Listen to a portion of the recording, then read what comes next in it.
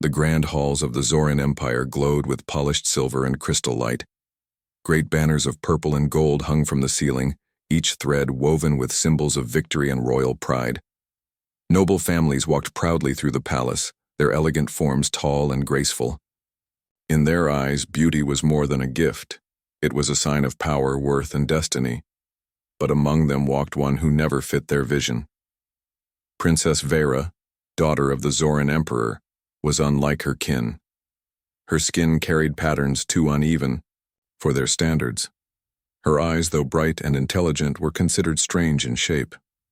To her people, she did not look like a leader. She looked like a mistake. When she entered the throne chamber, voices lowered. Courtiers whispered behind jeweled hands. Some tilted their heads away as if ashamed to look directly at her. She had grown used to it, though it cut like a knife.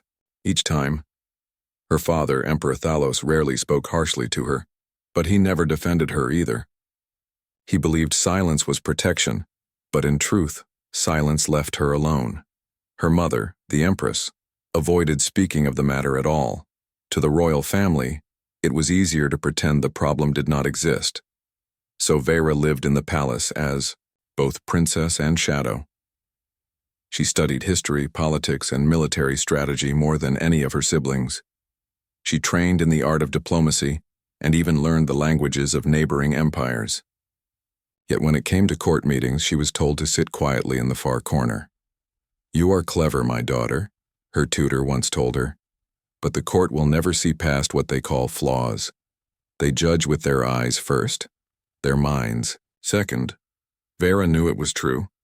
On that day, a council gathering was to be held in the capital. Many alien empires would send their representatives. Among them were humans, the newcomers of the galaxy. They were called Deathworlders by most species, a title given to those who survived on harsh and dangerous home planets. Their reputation was both feared and mocked. When the announcement spread that humans would join the council, the palace halls buzzed with whispers. They look savage. They are unpredictable. They cannot be trusted. Vera listened to it all in silence. For once she felt a strange kinship. The humans too were judged for how they appeared, not for who they were. The day of the gathering came. The council chamber filled with leaders in bright armor and noble robes.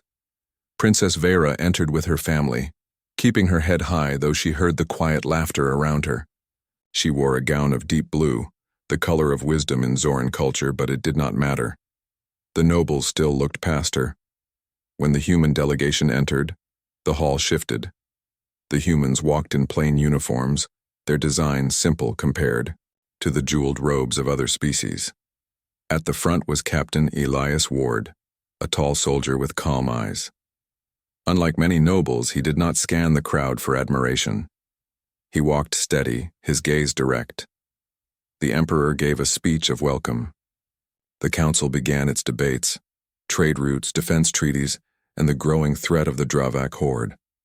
During it all, Vera sat in silence, her words locked away behind years of dismissal. It was then she noticed Captain Elias. While others looked at her with judgment or pity, he looked at her as if she was simply present, nothing more, nothing less. When their eyes met, he nodded respectfully. A small but genuine gesture. It startled her. No one ever gave her such a look in the palace. She was used to sneers, whispers, or avoidance. A simple nod felt like a gift.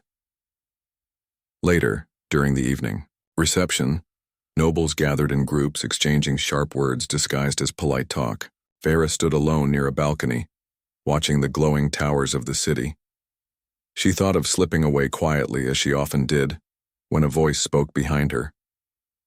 "Beautiful view, isn't it?" She turned. It was Captain Elias. His uniform bore marks of service, medals earned in battles she had only read about. Yet his tone was casual, almost gentle. "Yes," she replied carefully. "The city shines brightest at night." He smiled. "Your people built well." Then after a pause, he added, "But you seem more interested in the stars beyond than the towers below." Vera blinked in surprise. No one ever noticed her gaze. not even her own family. I do, she admitted. The towers are proud, but the stars, they hold freedom. Elias nodded. I know the feeling. On Earth, we look at the night sky and wonder who is out there. Now standing here, I see we were not wrong to dream. For a moment, silence fell between them. Not heavy, but comfortable. Then footsteps approached. A group of nobles walked by, glancing at Vera, whispering sharp remarks. She felt her shoulders tighten, but Elias only looked at them, then back, at her unbothered. They don't see you, he said quietly. But I do. The words struck her deeper than she expected, not because they were grand, but because they were simple. That night, as she returned to her chambers, Vera thought about the human soldier. In her entire life, respect from others was given to her siblings, not her. But in one evening, a stranger from a distant world had given her something she had never known before: acknowledgement. She wondered if perhaps the galaxy was changing. And perhaps, just perhaps, so was her fate. The council gathering ended with handshakes and rehearsed smiles, but tension lingered in the air. The shadow of the Dravak horde stretched over every discussion. The Dravak were raiders, feared for their sudden attacks and ruthless ways. Rumors said they had already crushed 2 smaller empires. Some believed the Zoran Empire would be next. Princess, Vera listened from her quiet corner of the chamber. She heard the sharp voices of nobles arguing for new defenses, and others demanding trade advantages before alliances. It was the same as always. Self-interest hidden behind noble words. Her heart burned. The galaxy trembled, yet the leaders spoke as if survival was a game of politics. She wanted to stand and speak. She wanted to say that alliances meant nothing if they were built on distrust. But she stayed silent as she had been taught. A princess not respected had no voice. That evening, in the Emperor's war hall, the discussion grew louder. Nobles debated troop numbers and shield placement. Admirals argued about fleet movements. Vera sat at the edge of the long table, ink and notes ready, though no one asked for her thoughts. At last, Admiral Kale spoke. The humans, he said with a sneer. They offer assistance, but they are still strangers. We cannot rely on Deathworlders. Their ways are brutal, their tactics reckless. Others nodded in agreement. Princess Vera wanted to shout. She had read human history, studied their strategies. Yes, they were fierce, but they also survived against odds no civilized world would dare face. Shouldn't that be worth listening to? Her father, Emperor Thalos, lifted his hand. The humans are new to this galaxy, but they have courage. Perhaps courage is what we will need, the nobles muttered, but they fell silent at his command. Later, Vera found herself walking the palace gardens under starlight. She wanted air, away from the noise of politics. There she found Captain Elias Ward, standing near a fountain, studying, the stars as if searching for something. You walk alone, Vera said softly. Elias turned, offering a polite bow. Old habit. Soldiers often prefer the night watch. The stars remind me of home. She stepped closer. Do you miss Earth? Every day, he answered without hesitation. But I knew the risk when I left. We came here because the galaxy is not as safe as it looks. And now I see the rumors of the Dravak are true. Her voice grew quieter. They are coming. He looked at her, eyes calm but firm. And when they do, your people will need more than fleets and shields. They will need leaders who will not freeze when the fire comes. The words cut her, but not out of cruelty. They were truth. She had seen her people's leaders, so proud, yet so fragile when true danger rose. She wanted to be that leader, but the weight of judgment chained her down. Elias studied her a moment longer. Forgive me, Princess, I speak too bluntly. She shook her head. No, you speak as no one else does. That is why I listen. Days later, the message arrived. A border colony of the Zoran Empire had been struck by a Dravak raiding fleet. Whole cities burned. Survivors cried for help. The court erupted into panic. Some demanded immediate retaliation, Others wanted to retreat and fortify the capital. The Emperor called for calm. We must defend our worlds, but we must also be wise. If we scatter our fleets, we lose. If we rush without plan, we lose. Admiral, Kale pressed for holding the fleets back. We cannot risk our strength on a single colony. Sacrifices must be made. Vera's chest tightened. Sacrifices, she whispered, but no one heard her. Then Captain Elias spoke from the side of the chamber. Send us, he said firmly. Human forces will go. We are fewer, but we are used to fighting outnumbered. If we hold the Dravak long enough, you can gather your fleets. The chamber fell into silence. Many nobles exchanged sharp glances. To trust humans with such a mission was unthinkable. Finally, the Emperor spoke. If you volunteer, Captain, then you will have our blessing. But understand, the odds are grim. Elias gave a thin smile. On Earth, grim odds are the only kind we know. That night, Vera made her decision. She went to the human quarters where Elias and his soldiers prepared. You cannot go alone, she told him. Elias looked at her, surprised. Princess, it will be dangerous. This is not court debate. This is war. I know, she said, lifting her chin. And that is why I must go. My people must see that I am not afraid. If they will not let me lead here, then I will. The stars stretched endlessly outside the warship's hull, dark and silent, yet heavy with danger. Inside, Princess Vera felt the ship vibrate as engines hummed beneath her feet. Captain Elias Ward stood at the command console, calm and focused, issuing orders with quiet precision. Dravak fleet detected ahead, he said, pointing to a flickering red signal on the screen. They are larger than expected. Brace for battle. Vera swallowed hard. She had read every military manual, studied every strategy, but reading was nothing like feeling the weight of reality. Ships carrying civilians and soldiers alike moved, nervously through the void. Alarm lights flickered, each second stretched like a lifetime. The Dravak approached with terrifying speed. Their jagged ships, black as voidstone, tore through the space between systems, engines blazing with energy. Vera's heart pounded as she looked at the battlefield from the observation deck. This is it, she whispered. This is what they feared. Elias heard her and nodded. Courage is not the absence of fear, Princess. It is acting despite it. The first wave of Dravak fighters attacked the colony below.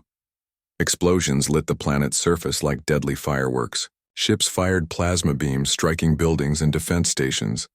Humans and Zoran soldiers scrambled to respond.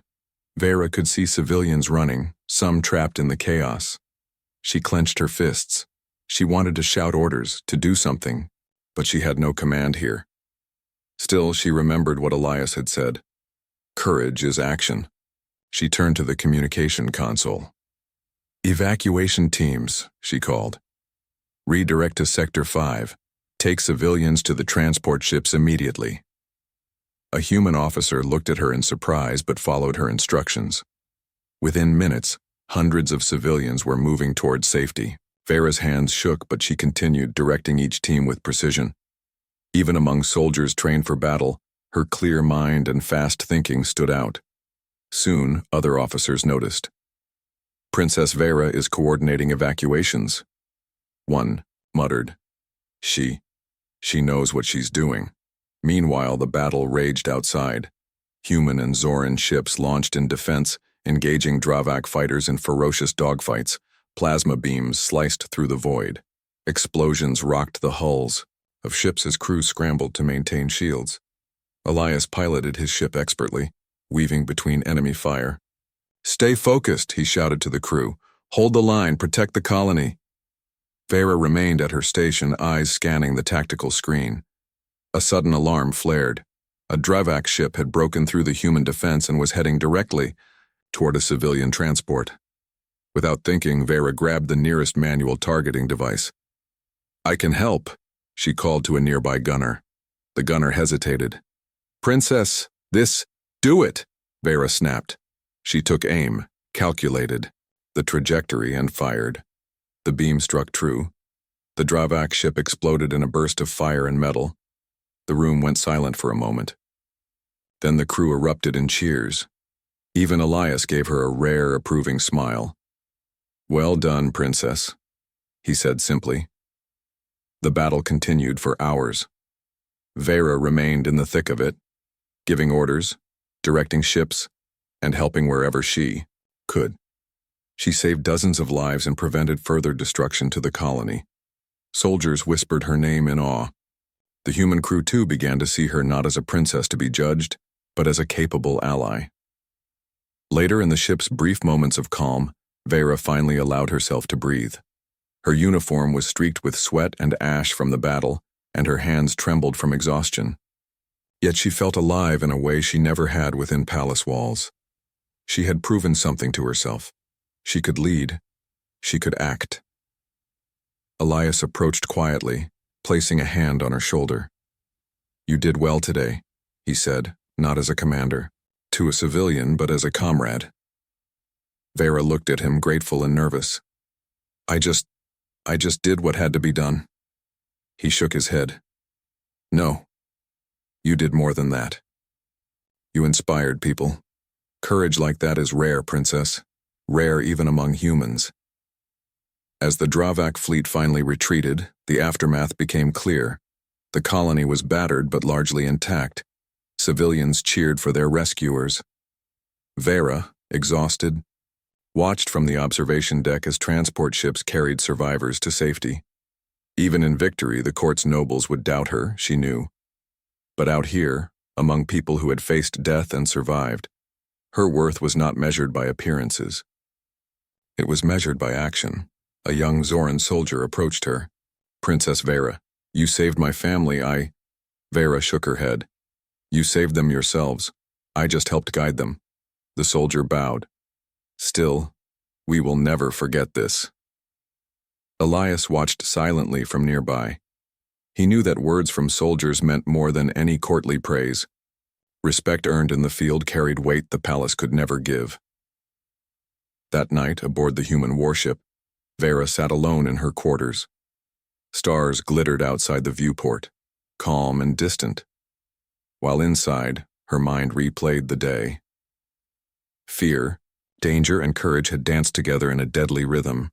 She had faced judgment, war, and doubt, and yet she had stood. She had acted. She had been seen not for her appearance, but for her heart and mind. A soft knock on the door broke her thoughts. Elias entered, carrying 2 cups of tea.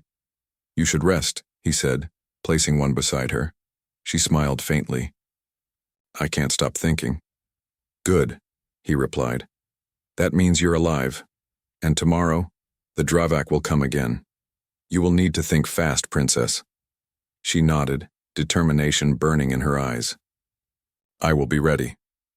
Outside, the stars shone silently. Inside, a princess had begun to awaken, not as one judged for her looks, but as a leader capable of action, courage, and command. The sun of the border colony rose slowly, casting pale light over scorched streets and broken buildings. Smoke curled into the sky, a reminder of the Dravak horde's brief but violent attack. Princess Vera stepped onto the surface, the ground trembling slightly beneath her boots. The air smelled of ash and heat, but she did not flinch. She had faced worse in her mind than in reality. Beside her, Captain Elias Ward gave orders with calm precision. "Teams Alpha and Beta, check for survivors. Keep civilians moving to the transport zones. Princess, you will coordinate with the engineers on structural damage." Vera nodded, already moving toward the first building. Inside, rubble blocked doorways, and the faint groans of trapped civilians echoed through the halls.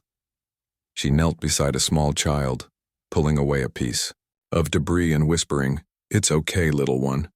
You're safe now." The child looked at her with wide eyes, and for a moment Vera saw no judgment there, only trust. That small, quiet moment filled her with unexpected warmth. Outside, the battle was far from over.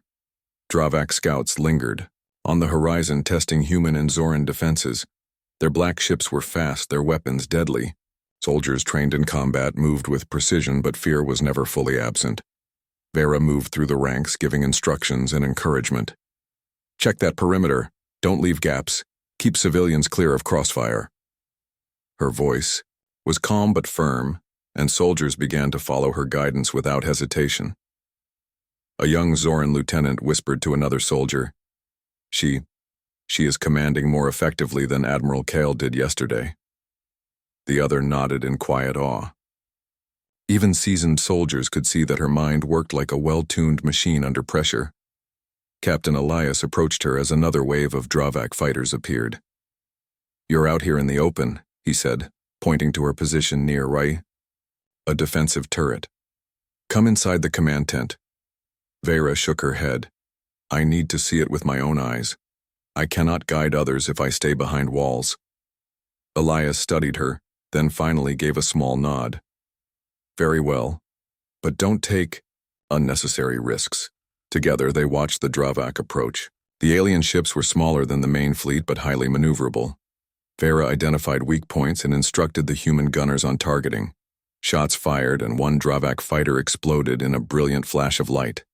"Excellent," Elias said, impressed. "You have an eye for tactics." Vera's cheeks flushed slightly. She was not used to praise, especially from someone she respected so much.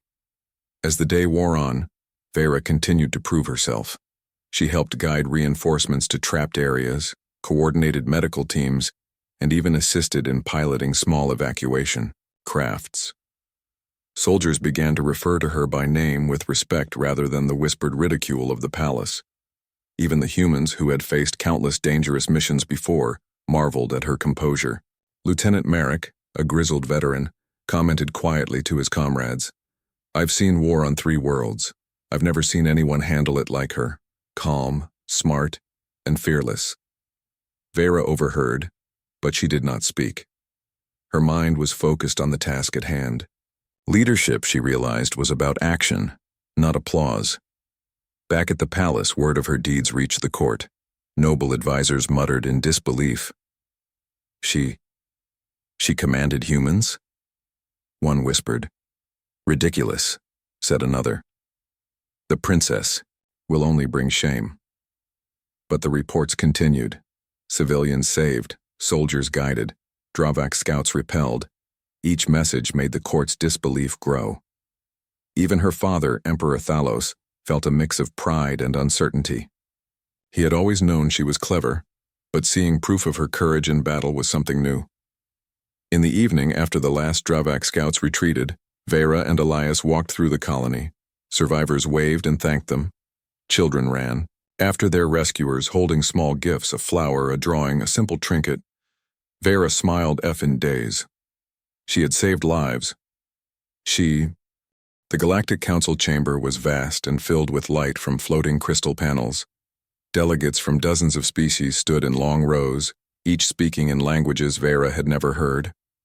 Even from her corner, she could feel the tension in the room. The threat of the Dravak horde hung over them like a dark cloud, and many leaders were too busy arguing to see it coming. Princess Vera stepped into the chamber beside Captain Elias Ward. Her uniform bore marks from the recent battles, and her posture was steady. For the first time, she did not feel small in this grand room. Her presence demanded attention, not because of her appearance, but because she had proven herself through action. The council president, a towering alien with silver skin, raised his hand. "We meet in crisis," he began. "The Dravak horde threatens the outer rim, and our defenses are insufficient. We must decide quickly." Voices erupted from all directions. Some demanded more military funding. Others suggested evacuations. Many, however, looked at Vera with quiet skepticism. A princess judged for her appearance could not possibly influence such serious decisions, they thought. Vera's gaze met Elias's. He gave her a slight nod, a signal she understood perfectly. It was her chance to act. She stepped forward. "Honorable delegates," she began, her voice clear and confident. "I am Princess Vera of the Zoran Empire. You have heard reports of the Dravak attacks on our border colonies. I have been there. I have seen their destruction, and I have fought beside humans and Zoran soldiers alike. I can tell you this: hesitation will cost lives." Murmurs filled the chamber. Some delegates whispered about her appearance, others about her boldness. But she did not falter. They underestimate the Dravak because they focus on rules and appearances, she continued. We cannot afford underestimation. We must act together, and we must act decisively. Elias added, the humans are ready to fight alongside your forces. We can guide, assist, and reinforce, but only if you trust action over judgment. Before the council could respond, alarms blared. A fleet of Dravak ships had jumped into the system, breaching outer defenses. Red warning lights flashed as the council chamber shook from distant explosions. Panic spread among some delegates. Protect the chamber, shouted security officers. All delegates to safe zones. But Vera did not run. She looked at the gathered leaders. We cannot flee, she said firmly. If the council falls, every world in this region will face the Dravak, unchecked. We must fight here and now. Elias stepped beside her. Princess, I will follow your lead. Together they coordinated a defensive plan. Vera used her knowledge from the border battles to direct ships from multiple empires. She calculated weak points in the Dravak formation, guided human gunners, and assigned Zoran forces to shield critical council structures. Her voice, calm and precise, carried authority even over the cacophony of alarms. Outside the chamber, the battle raged. Energy beams sliced through the void. Dravak ships attacked in waves, each more dangerous than the last. Vera's tactical orders ensured the council fleet stayed organized even as chaos surrounded them. Focus fire on the lead cruiser, she commanded. Do not waste shots on minor drones. The combined forces followed her guidance. Slowly, the Dravak fleet began to falter. One by one, their ships exploded or were forced to retreat. Delegates watched in awe as their leaders, humans, Zoran, and others, worked together under the direction of a princess they had dismissed for her appearance. Inside the council chamber, the remaining delegates saw the battle's progress on holographic displays. Whispers of astonishment replaced the earlier skepticism. Some turned to their aides. She actually knows what she is doing. Even the council president seemed taken aback. He approached Vera cautiously. Princess Vera, he said, his voice formal, your leadership has saved this council from destruction. You have exceeded expectations. Vera bowed slightly, mindful of her role. I only did what was necessary, sir. If we fail to act, no expectations will matter. Elias placed a hand briefly on her shoulder, a silent gesture of support. Together they continued coordinating the final push. Dravak ships, seeing the united force, began a rapid retreat. The council fleet pursued them just enough to ensure they would not return immediately. When the battle ended, silence fell over the chamber. Holographic displays showed the retreating enemy, and the room slowly filled with murmurs of relief and admiration. Delegates turned toward Vera, and for the first time she saw no judgment in their eyes, only respect. A young Zoran soldier approached her, bowing deeply. Princess, you saved more than our council. You saved hope. Vera smiled, faintly, feeling the weight of her actions. She realized that respect was not given because of title or beauty. It was earned through courage, intelligence, and the willingness to act when others faltered. Even the humans looked at her differently now. Lieutenant Marek said softly, I've fought many battles, but I've never met a leader like her. Elias gave her a nod. See? You are being recognized for who you truly are. Vera looked around the chamber, at aliens she had never thought would listen to her, and at humans who had trusted her from the start. She felt a quiet pride. For the first time, she was not the judged princess. She was a leader. That evening, as the council met to discuss recovery plans, Vera stood beside Elias. She reviewed damage reports, coordinated relief efforts, and ensured that all survivors would receive aid. The delegates now sought her counsel, no longer ignoring her presence. The palace nobles who had doubted her might never understand. But the galaxy was bigger than the palace, and here, action mattered more than appearances. Vera had proven that leadership came from strength, heart, and courage, not the narrow eyes of critics. As she looked at Elias, she realized something important. Judgment could never stop someone who chose to act, and in the darkness of space, With danger looming, and allies by her side, she had finally found her place. The war had ended, though its echoes lingered across the Zoran Empire. Border colonies were being rebuilt, civilians returned to their homes, and the Dravak horde had retreated to the far reaches of the galaxy. Amid the recovery, Princess Vera walked through the streets of the capital, observing the citizens who had once ignored her. This time, they noticed her. Children waved shyly, adults nodded in respect, and even soldiers she had never met paused to salute. She had faced judgment for her appearance her entire life, yet now the whispers had changed. Her actions had spoken louder than any courtly insult. Beside her walked Captain Elias Ward. The humans had been invited to stay for several weeks, assisting in reconstruction and training the Zoran military in defensive strategies. Elias, as always, moved calmly through the crowds, offering guidance and support wherever needed. His quiet confidence seemed to complement Vera's growing self-assurance. The Emperor, her father, met her in the palace garden. His eyes held a mix of pride and apology, as if he had finally realized what he had failed to see for years. "You have done more than I ever imagined, Vera," he said quietly.